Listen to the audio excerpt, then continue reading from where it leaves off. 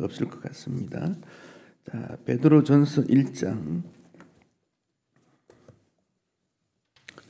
3절 4절 말씀.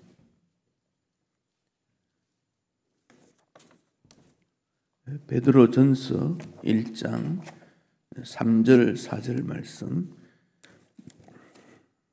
함께 말씀을 읽겠습니다. 우리 주 예수 그리스도의 아버지 하나님을 찬송하리로다.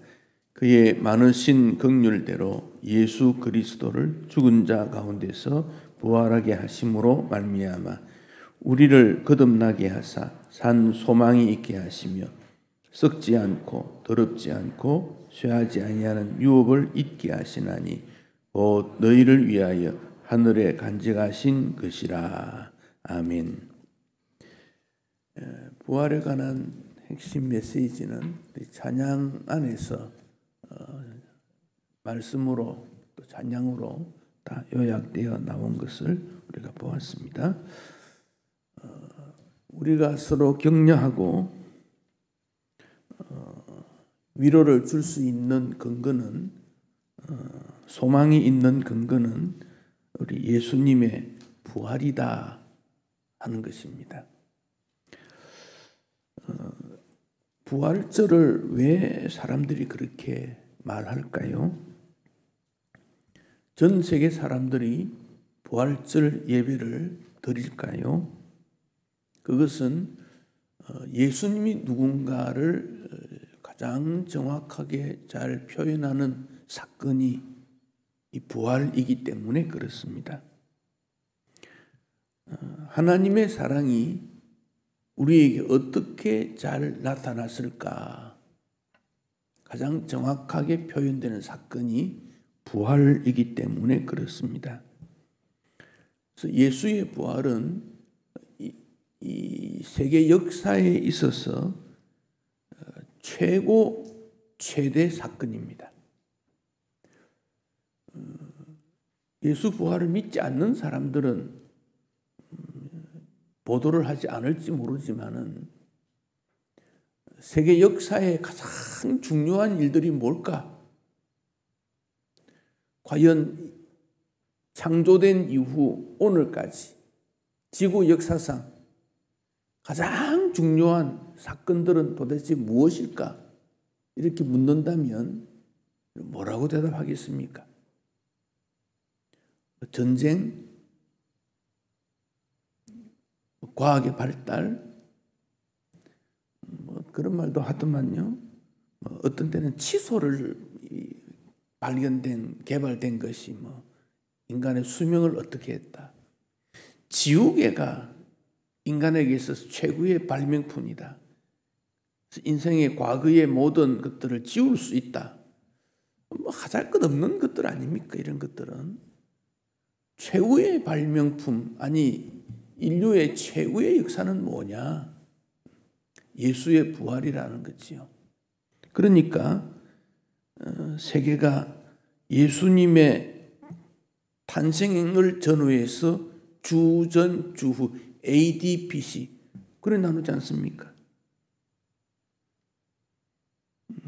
성경이 구약 신약 나누지 않습니까? 구약은 율법을 중심으로 하는, 지켜야 된다, 지키지 않으면 안 된다, 그런 세계였다면 신약은 은혜의 세계다, 은혜다, 그렇게 말합니다. 그 결정적인 차이점이 무엇입니까? 예수 때문이라는 거지요. 앞으로 세계의 종말은 예수님의 재림으로 마무리가 되어집니다. 그러니까 요한은 태초에 말씀이 계셨고 그 말씀이 우리 가운데 거하셨고 그 예수님을 보았더니 하나님의 독생자의 영광이고 은혜와 진리가 충만했더라. 무엇으로 이런 표현을 할 수 있겠습니까? 태양, 우주, 어떤 것을 보고 우리가 이런 표현을 할 수 있겠습니까? 요한은 예수님에게 대해서, 예수님은 태초부터 계셨고 창조주 하나님의 독생자였고 그 신이, 그 전능자가 우리 가운데 거하셨고, 그래서 우리가 그걸 보았더니 은혜와 진리가 충만한 그런 분이었더라. 근데 베드로는 그 예수가 우리와 함께 함으로 말미암아 인류에게는 소망이 있어진 거다. 오늘 본문에서 베드로는 하나님 아버지께 찬송을 하는데 그 이유가 하나님의 긍휼 가운데서 우리 예수님이 부활했고 그 예수의 부활을 통해서 우리에게 산 소망이 있게 되었다. 절망의 세계에 소망이 있게 되었다. 이렇게 밝히고 있습니다. 바울은 로마서 1장 4절에서 죽은 자 가운데서 부활하여 능력으로 하나님의 아들로 인정되셨으니, 여기 선포되셨으니, 이전 성경에는 인정되었다. 지금 우리가 보는 개역에서는 선포되었다, 증명되었다, 나타났다, 확정되었다. 그는 누구냐? 곧 우리 주 예수 그리스도이시다. 여러분, 죽음 가운데서 부활해서 하나님의 능력으로 인정되고 선포되고 증명된 사건이 어디에서 나옵니까? 이 땅에는 없다는 겁니다. 그것을 우리 예수님이 주인공으로 나타나셨다는 거지요. 그러니까 이 사실은 영의 세계, 영적인 세계에서 믿어지는 일이지 육신의 세계에서는 믿어지지 않는 내용이지요. 이런 성경 구절을 외우려고 하면 정말 어려워요. 우리가 사는 이 세계가 눈에 보이는 세계만 있는 것이 아니라 눈에 보이지 않는 엄청난 큰 세계가 있다는 것을 우리에게 보여줍니다. 베드로가 이 편지를 쓰는 그 상대방이 누구겠습니까? 이 베드로가 글을 읽게 만든 상대방은 복음으로 말미암아 흩어진 나그네들에게 이 편지를 썼다는 거예요. 그게 베드로전서 1장 1절에서 나와요.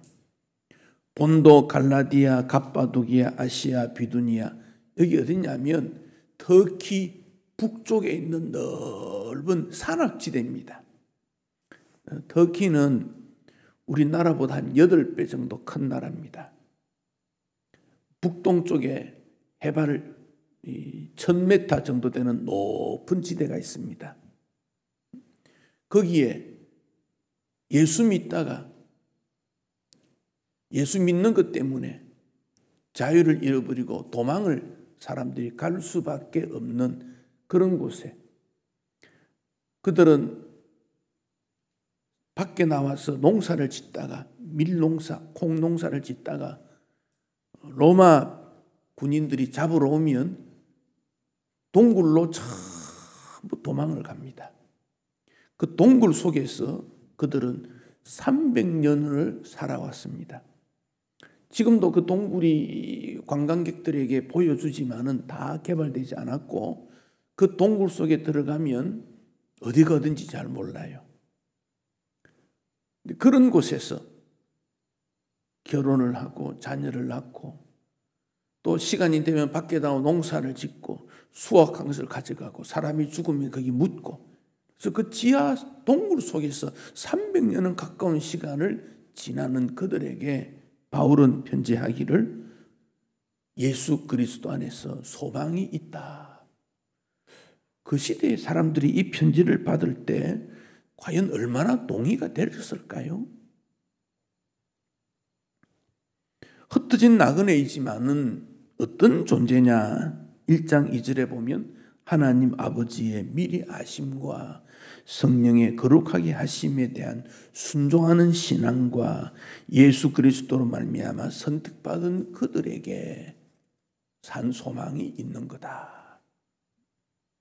믿음 세계가 우리의 일상적인 생활과는 너무도 다르고 그 세계에 접목한다는 것은 참 놀라운 은혜라는 것을 다시 한번 기억하게 됩니다.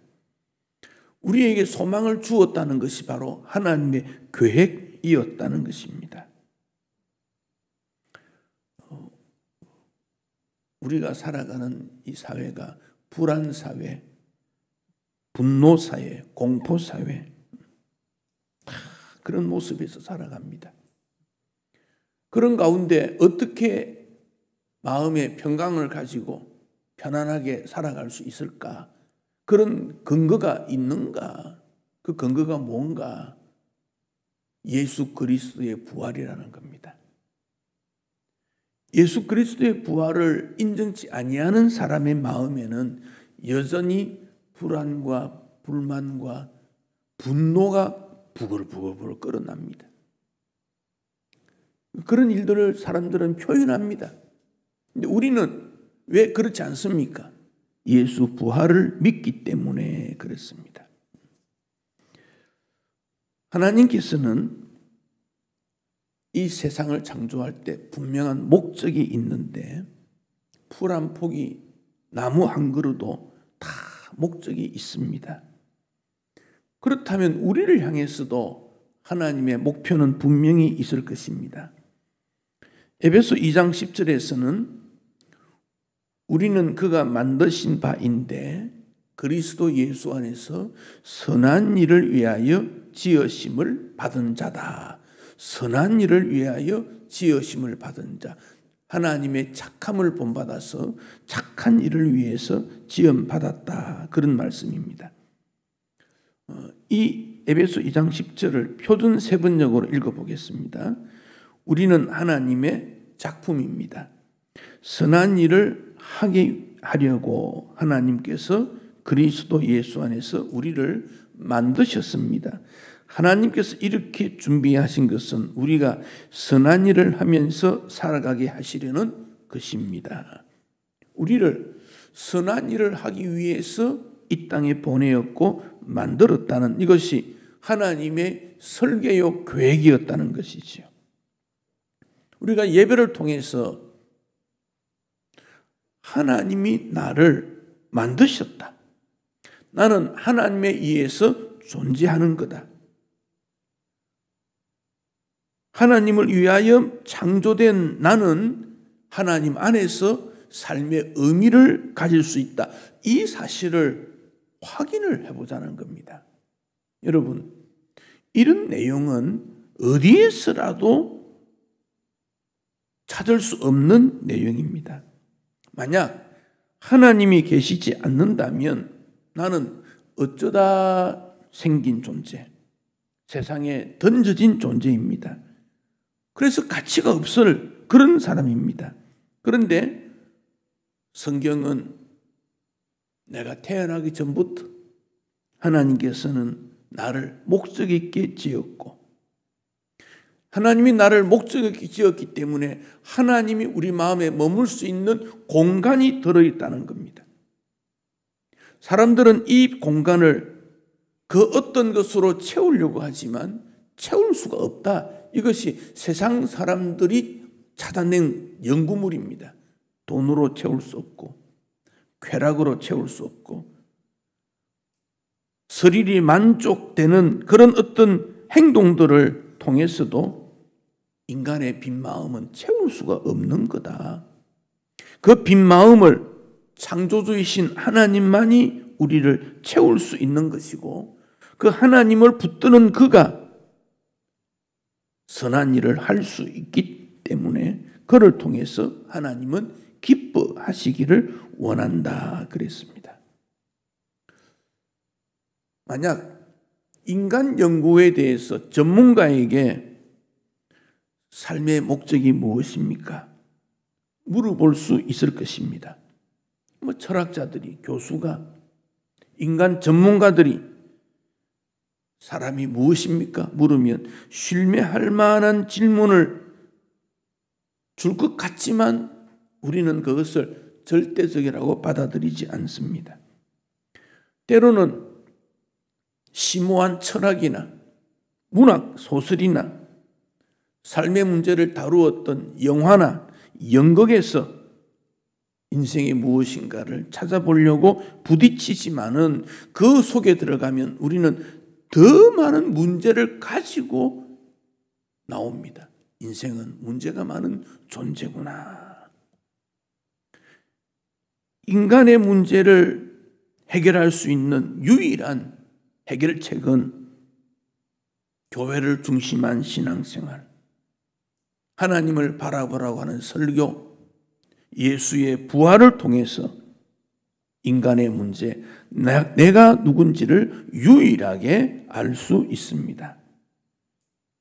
또 내가 누군지를 알았다 하더라도, 내가 누군지를 안다 할지라도 나의 힘으로 어떻게 하나님의 선한 일을 할 수 있을까? 나에게 하나님의 선한 일을 할 수 있는 능력이 있는가 하는 질문을 또 던지게 될 때 예수의 부활의 능력을 말할 수 있습니다. 예수 부활의 능력은 죽음을 극복하는, 인간이 해결할 수 없는 초월적 능력이 우리 예수님의 부활로 등장되었기 때문에 우리는 예수 부활을 이루게 하신 하나님 아버지의 능력을 공급받아야 이 세상에서 인간답게 살아갈 수 있습니다. 인생길은 구름이 흘러갈 때 달이 보였다, 가려워졌다, 구름에 달 가듯 이런 인생길이 없습니다. 인생길은 끝입니다. 인생길은 넘어갈 수 없는 장애물이 많습니다. 요즘은 자동 항법 장치 이런 게 있습니다. 배도 그렇고 비행기도 그렇고 앞으로 자동차도 나오겠지요. 그러면 목적지를 세팅을 하면 알아서 갈 수 있는 그런 교통수단처럼 인간은 그렇지 않습니다. 인간이 어렸을 때는 필요하면 울면 누군가가 도와주었습니다. 울기만 하면 됩니다. 자동적으로 누군가가 달려와서 나의 불편함을 해결해 주었습니다. 그러나 나이가 드니까 성장할수록 칭얼거린다고 해서 문제가 해결되지 않더라는 겁니다. 지금 여러분이 소리를 내어 크게 운다고 해서 누군가가 달려와서 무엇이 문제가 있습니까? 해결해 줄 수 있는 사람이 아무도 없습니다. 선거 때가 되니까 후보자들이 나와서 마치 자기들이 모든 문제를 해결해 줄 것 같이 말하지만 제가 볼 때는 거짓말투성입니다. 그들이 해결해 줄 수 있는 것은 하나도 없습니다. 내 문제를 해결해 줄 사람은 아무도 없습니다. 저도 여러분의 문제를 해결해 줄 수 없습니다. 그런데 사람의 본성을 이해하시고 우리의 힘의 연약을 아시고 인생 고통을 아시고 힘들으시는 그 모습을 아시는 주님께서 능력으로 우리를 지켜준다 약속했습니다. 그래서 우리 예수님은 병든 자를 고침으로 질병의 극복자임을 보여주었습니다. 바람과 풍랑을 잠잠케 함으로 자연을 정복하는 분임을 보여주었습니다. 죽은 자를 살림으로 사망을 이기는 자임을 보여주었습니다. 그 예수님이 죽음에서 부활하심으로 예수님과 관계를 맺는 모든 자에게 그 능력을 주시겠다고 약속해서 그 능력을 받는 자에게 베드로는 산 소망이 있는 거다, 그렇게 말씀하고 있습니다. 부활하신 예수님은 우리의 삶을 변화시키는 능력이 있는 분입니다. 이 땅이 왜 이렇게 아픕니까? 사람이 만든 제도, 악한 습관, 잘못된 일들이 얼마나 많은지 모릅니다. 인간의 상처를 극복하려고 하는 제도들을 만들고 방법을 제시했지만 그것이 더 사람들을 아프게 합니다. 그래서 도저히 변할 수 없는 나쁜 습관이 인간 세계에는 존재합니다. 그런데 그 모든 것이 부활의 예수 안에서 변화될 수 있습니다. 노력하고 노력했지만 실패했던 인생이 다시 목표를 향하여 도전할 수 있는 능력을 예수 그리스도를 통하여 공급받을 수 있습니다. 심지어 인간의 죄에 대한 무거운 죄책감, 슬픔에 대한 모든 좌절감에서부터 우리를 구원해 주십니다. 입만 열면 원망이고 불평하고 다른 사람을 탓하던 우리 인생을 예수의 부활의 능력은 용서로, 관대함으로, 위로하는 사람으로 변화시켜 주십니다. 이게 예수 부활의 능력입니다. 살아갈수록 인생의 삶이 꼬여서 무엇이 어디서부터 잘못되었는지 알 수 없는 엉망진창인 인생을 예수 부활은 그 모든 매듭을 끊어버리고 새롭게 시작하도록 해주십니다. 실패의 연속인 인생을 다시 시작할 수 있는 소망의 길을 여시는 분이 예수 그리스도의 부활이십니다. 어떤 일에 도전해서 낙심되고 주저앉았을 때 그를 격려해서 새롭게 시작할 수 있는 힘을 공급하시는 분이 바로 예수 그리스도이십니다. 바울은 최고의 학문을 연구했던 사람이고 최고의 가문 출신입니다.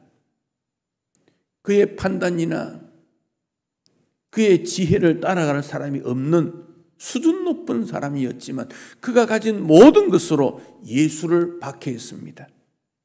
그러다 보니까 자기 자신이 갖고 있던 그가 쌓았던 모든 것이 진리에 반하는 거짓이었고 진리를 거꾸로 만드는 그런 인생이었다는 걸 알게 됩니다.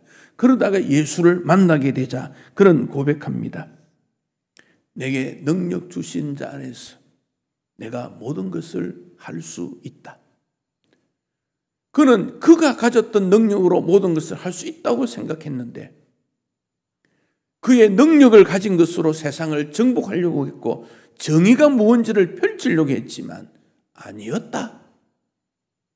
그가 예수 안에 있을 때 예수 그리스도를 통하여 다시 그가 꿈꾸었던 인생의 길, 그가 생각하는 정의의 길, 그가 생각하는 참된 목표를 향하여 나아갈 수 있었다. 그것은 내가 예수 그리스도 안에 머물렀기 때문이다. 그러므로 베드로는 예수님이 우리에게 소망이고 그 소망은 살아 움직이는, 활동하는, 세상을 정복하는, 인생을 승리케 만들고 자유롭게 만드는 소망이 예수 그리스도로부터 나온다. 그렇게 말하고 있습니다. 사랑하는 성도 여러분, 하나님은 세상의 창조자이십니다. 창조자이시기 때문에 삶의 피곤을 느끼거나 지친 자에게 힘을 주시고 연약한 자에게 강한 능력으로 나타나게 됩니다. 피곤한 자에게, 힘이 없는 자에게 우리 예수님은 그를 붙들어서 새 힘을 주시고 또 그 예수님의 지혜는 무한합니다. 우리가 헤아릴 수 없는 예수님의 지혜로움을 예수님을 통하여 공급받을 수 있습니다. 이사야 선지자는 40장 28절 이하에 너는 알지 못하느냐 듣지 못하느냐 책망하면서 영원하신 하나님 여호와 딴 것까지 창조하신 그분은 피곤하지 않고 곤비지 않고 명철이 한이 없고 피곤한 자에게 능력을 주시고 무능한 자에게 힘을 더하시는데 소년도 피곤하고 장정도 넘어지지만 여호와를 앙망하는 자는 새 힘을 얻을 것이다. 독수리가 날개치며 올라가고 다름질하여도 곤비지 아니하고 걸어가도 피곤치 아니하는 능력을 공급해 주신다고 선포했습니다. 이 이사야 40장 28, 31절 내용을 현대의 성경으로 바꾸어 읽어보겠습니다. 젊은이들도 지쳐서 피곤해지고 용사들도 비틀거리고 넘어지지만 오랫동안 여호와를 믿고 기다리는 사람은 언제나 다시 새 힘을 얻어서 마치 강풍을 타고 창궁으로 치솟아 오르는 독수리처럼 그들도 하나님의 영에게 이끌려 올라갈 것입니다. 우리는 날마다 피곤을 느낍니다. 비틀거립니다. 목적을 이루지 못합니다. 어떻게 새 힘을 얻을 수 있습니까? 독수리처럼 하늘을 향하여 날개짓을 할 수 있습니까? 부활의 예수님을 만남으로, 부활의 예수님이 주시는 능력으로 세상을 이길 수 있음을 선포하고 있습니다.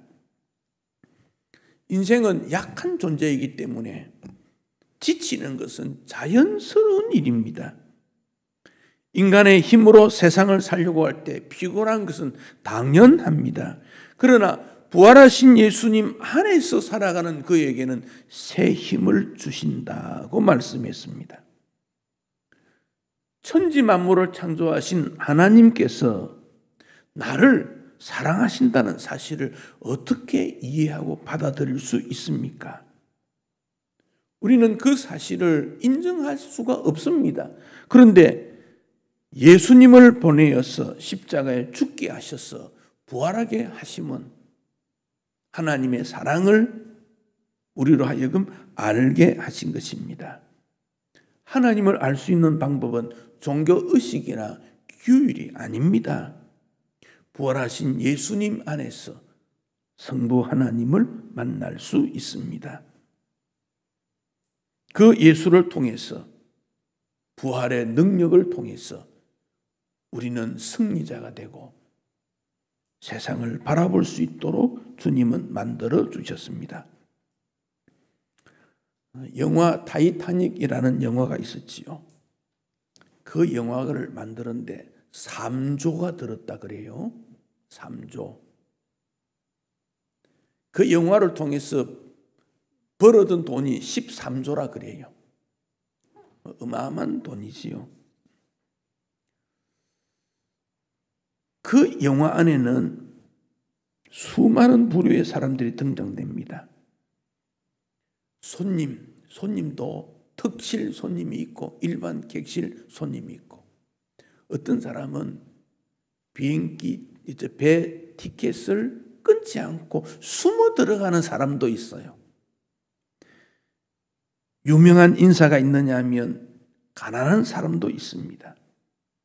부자도 있느냐 하면은 늙은 사람도 있습니다. 그런데 그 화려하고 최고의 과학이 동원이 되어 만든 배가 침몰할 때는 딱 두 종류입니다. 구조된 사람과 실종된 사람, 딱 두 부류입니다. 저는 현대 울산에 가면 배를 만드는 현대 조선공사가 있지요. 현대중공업, 또 미포 이런 조선공사가 있어요. 거기 가서 배를 타고 바다로 한 30분 내가 나가본 적이 있어요. 고래 관광하는 배가 있어요. 근데 거기 나가보면 배를 만든 다음에 시운전을 합니다. 바다에 띄워놓고 배 시운전을 적어도 6개월 이상 한다 그래요. 엄청난 크기의 배예요. 유조선 같은 이런 거 6개월 이상 시운전을 하고 완벽하면 그 배를 이제 외국에 계약된 대로 판매를 하지요. 현대중공업에 가보니까 설계사만 3,000명이에요. 우리가 상상할 수 없는 굉장히 큰 규모예요. 타이타닉은 그 시대 그것보다 더 많은 사람들이 동원이 되어서 배를 설계하고 제작하고 그랬을 거예요. 그런데 그 결과는 무엇입니까? 사고가 나니까 실종된 사람, 구조된 사람 딱 둘입니다. 구원받은 자와 구원받지 못한 자 딱 구별됩니다. 한국인도 누구든지 구원받지 못하는 사람은 지옥에 갈 수밖에 없지요. 한국인만 그렇겠습니까? 중국 사람도 마찬가지고 세계 누구든지 그렇습니다. 태어난 사람은 100% 죽습니다. 영원히 사는 사람은 아무도 없습니다. 시간은 다르겠지만 다 죽습니다. 질병으로 마지막 순간에 가는 사람 뭐라고 합니까? 말기 환자라 그래요. 마지막 환자라 그래요. 생각해보면 우리 모두가 말기 환자입니다. 시간 차이뿐입니다. 조금 더 길게 사냐 짧게 살 뿐이지 말기 환자입니다. 어느 날 우리가 종말이 옵니다. 그때 예수 그리스도를 아느냐? 그 질문에 대해서 하나님이 너를 세상에 보낸 목적대로 살았는가? 예수를 영접했는가? 그 질문 하나입니다. 부자였느냐? 공부 많이 했느냐? 아무런 소용이 없습니다. 거기에는.